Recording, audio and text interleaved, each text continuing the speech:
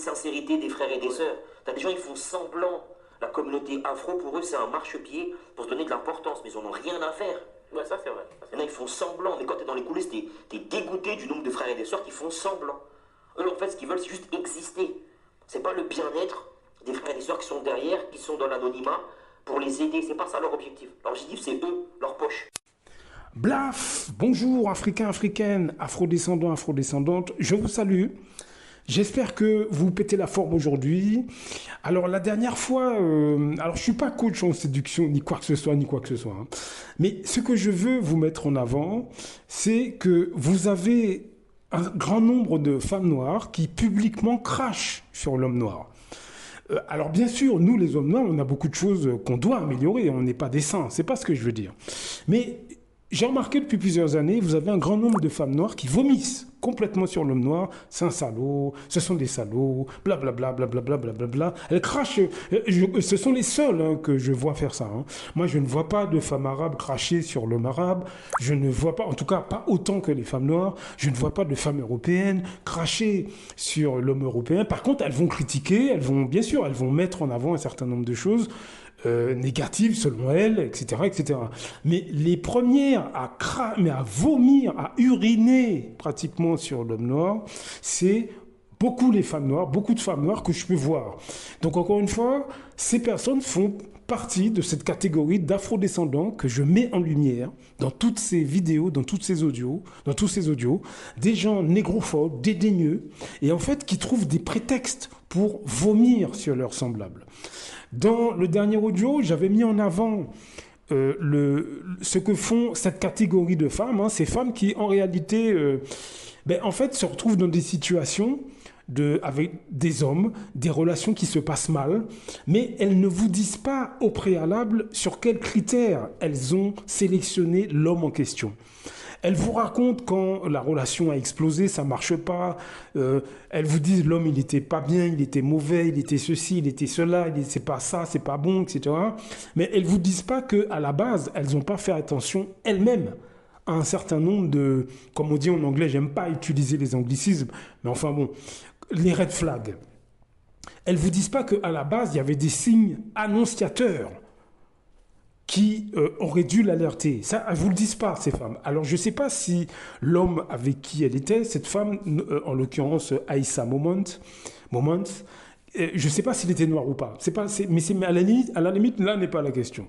Ce que je veux vous expliquer, c'est que c'est un parfait exemple, parce que c'est une femme noire, Aïssa Moments, c'est une parfaite illustration de ce que font des femmes, et après, elles disent à la terre entière que les hommes, ça va pas, les hommes ceci, mais elles ne vous disent pas quel genre d'hommes elles ont choisi à la base. Le titre de la vidéo que vous pouvez aller voir, c'est « Désolé pour Aïssa Moments, mais jugez vous-même ». C'est sur la chaîne Hertz-BG, donc Hertz, H-E-R-T-S, B majuscule, point G majuscule. Allez voir, le gars qui est derrière ça, il fait une analyse d'une interview, d'une vidéo où Aïssa Moments est en discussion avec une autre femme qui lui pose des questions. Et en fait, elle raconte que sa relation, bon, ça n'a pas été, etc. Bon, c'est pas bon. Mais ce que je veux vous dire aujourd'hui, c'est que vous avez des femmes noires. Je ne dis pas que c'est le cas pour Aïssa Moments, c'est pas du tout le cas. Enfin, je ne dis pas que c'est le cas ou pas. Ce que je veux vous dire, c'est que vous avez beaucoup de femmes noires, elles choisissent des hommes noirs, mais elles se sentent supérieures. Elles se sentent supérieures à l'homme qu'elles choisissent. Et en fait, ce qui se passe, c'est que moi, j'ai déjà été avec ce genre de femme, où la femme, vous sortez avec, mais vous sentez qu'elle se sent supérieure à vous. Ou parce que, j'en sais rien, elle a plus d'argent, ou elle a plus de... J'en sais rien. Bref, on le sent. Ça, c'est quelque chose qu'un homme va sentir. Donc, vous imaginez bien, moi je ne suis pas resté avec ce genre de femme, mais vous imaginez bien qu'un homme qui se rend compte de ça à un moment donné, mais il ne va jamais rester avec une femme comme ça. Parce que ce que ces femmes ne vous disent pas, c'est justement qu'elles ont cette mentalité dans le couple. Est-ce que vous voyez ce que je veux dire? Elles ont cette mentalité dans le couple, mais une fois que la relation capote, parce que le gars s'en rend compte de ça à un moment donné, elles vous disent que l'homme est mauvais. Mais elles ne vous disent pas que dans la relation, elles ont dit ou fait des choses qui finalement a rabaissé le gars.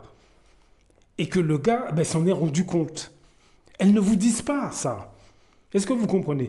Je vous mets un petit extrait de ce que le gars Hertz, son analyse, et on en parle juste après. Même tu as d'autres intérêts pour accepter ce couple. C'est vrai qu'avec mon passé, c'est vrai qu'avec mes études et mon côté déductif, je ramène des questions que peut-être d'autres ne se posent pas, mais c'est des questions simples.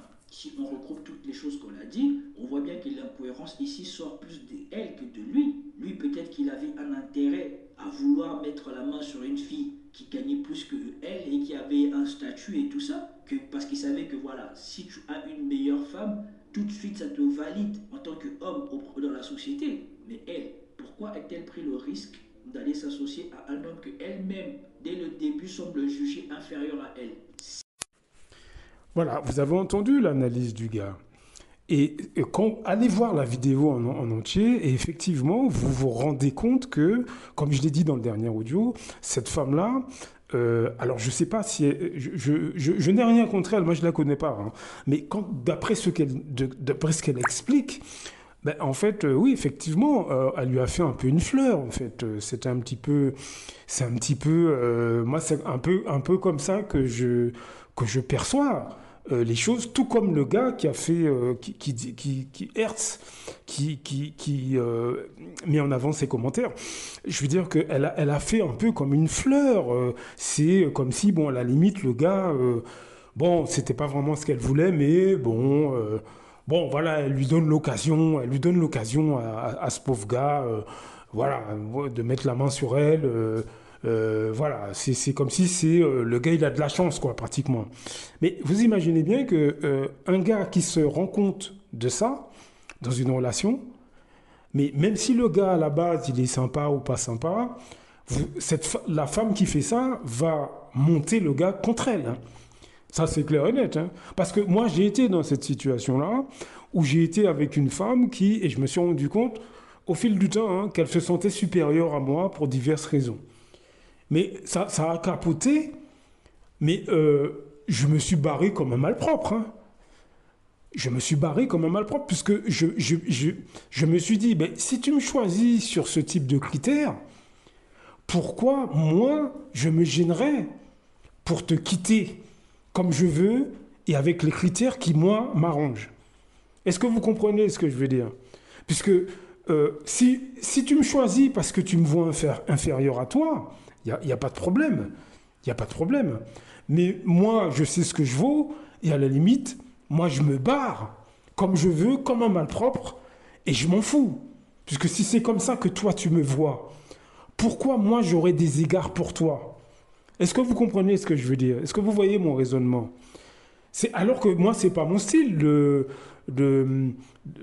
traiter les femmes comme des malpropres ou quoi. Non, mais si tu me vois inférieur à toi, et que je m'en rends compte, et que dans ton comportement, je le vois, mais pourquoi moi, j'aurais des égards vis-à-vis de toi? Non. Moi, la femme-là, moi, je l'ai quittée comme un malpropre, pratiquement du jour au lendemain. Hein. Elle n'a pas compris. Alors que je lui avais dit, fais attention, parce que j'ai cette impression que tu me vois un peu comme ton petit... Comme si j'ai de la chance d'être avec toi, quoi. J'avais dit à cette femme, fais attention, parce que tu vas être surprise. Et ça n'a pas raté. Mais si toi, tu me vois comme un espèce de petit... comme si j'ai de la chance d'être là, moi, j'ai le droit de te voir aussi. Je te méprise c'est une forme de mépris. Je te méprise de la même manière. Et je crois que c'est ce qui est arrivé à cette femme-là dans cette relation-là. Elle a choisi un gars qu'elle voyait un peu, bon, il est un peu en dessous, bon, voilà, je vais lui faire une fleur, voilà, bon, il a de la chance, et puis à la limite, il doit se comporter comme s'il avait de la chance d'être avec moi, quoi, en fait. Et le gars s'est comporté comme un con. Ok, parce qu'en fait, c'est ce que Hertz dit, il me semble. Alors, je sais plus si c'est dans l'extrait que je vous ai mis, mais en fait, dès le premier mois de mariage, le gars, il a commencé à lui taxer de l'argent, etc., etc., etc. Donc, à la limite, le gars ne l'a pas manipulé vraiment, puisque dès le début, il a montré son vrai visage. Est-ce que vous voyez ce que je veux dire? Donc, il ne l'a pas manipulé vraiment. On peut pas vraiment appeler ça de la manipulation. Et en plus, je suppose qu'il y a, comme dit Hertz dans l'intervention, ben, je suppose qu'elle avait quand même vu avant un certain nombre de signes. Mais vu qu'elle faisait une fleur au gars dans sa tête, donc, bon, à la limite, le gars, il allait un peu marcher au pas, quoi. C'est ce qu'elle s'est dit, à mon avis. Donc, est-ce que vous voyez, et ce que je vous dis là, beaucoup de femmes noires, c'est ce qu'elles font, hein, vis-à-vis des hommes noirs qu'elles choisissent. Parce qu'elles estiment que, ou humainement, elles sont supérieures, ou je ne sais pas pour quelle raison, mais elles se sentent supérieures, mais uniquement vis-à-vis de l'homme noir. Attention, attention. Par contre, lorsqu'elles sont avec les hommes des autres communautés, cette catégorie de femmes, à ce moment-là, le gars peut même être marié, ça va. Il peut même les battre, ça va, parce que j'ai vu ça aussi, hein, des femmes noires qui sont avec des hommes violents au sein des autres communautés, des Arabes, des Européens, qui les traitent comme des traînés. Et là, il n'y a pas de problème. Vous voyez? Donc, beaucoup de femmes noires, ben voilà ce qu'elles font dans les relations. Mais après, elles vous disent, quand ça n'a pas marché, quand c'est l'échec, elles vous disent l'homme noir c'est un salaud, l'homme noir c'est ceci, mais elles ne vous disent pas le comportement qu'elles ont eu dans la relation. Vous voyez ce que je veux dire? Donc soyez très prudents. Je ne suis pas en train de blâmer les femmes noires d'une manière générale. Nous aussi, les hommes noirs, on a des choses à mettre en place, on a des choses à améliorer. Mais j'ai remarqué qu'on crache très facilement. Cette catégorie de noirs français crache très facilement sur le sexe opposé de leur communauté. Les hommes et les femmes noirs, ça va pas, c'est pas bon, c'est pas bon, c'est pas bon. Mais elles ne disent pas ils ne disent pas ce que eux ils font, parce que beaucoup d'hommes noirs aussi voient les femmes noires comme inférieures. Ce type de noir que je mets en lumière dans toutes ces vidéos, ils ont tendance à voir l'homme et la femme noire comme inférieurs à eux. Donc, il est important aussi que vous compreniez comment, sur ces questions-là, ces personnes fonctionnent. Là, j'ai pris le cas de Aïssa Moments, mais des hommes noirs, c'est pareil, hein. Donc, ouvrez les yeux, enquêtez et surtout faites attention sur ce que les gens vous racontent quand ils vous disent qu'ils sont dans un couple et puis ça ne marche pas, etc. Écoutez les deux versions et si vous avez l'opportunité, observez comment l'un et l'autre fonctionnent dans le couple. Blaf! À très bientôt. Beaucoup d'Africains se lèvent contre des autres Africains. C'est généralement à travers la corruption. L'Europe, l'Occident le sait. La meilleure façon de faire tomber un Africain qui se lève pour les intérêts des Africains, il faut aller corrompre ses amis ou ses compatriotes. C'est comme ça que c'est toujours à cause de l'argent. Celui qui a fait tomber son cara, il a fait beaucoup. C'est parce qu'il voulait être son cara à la place de son cara.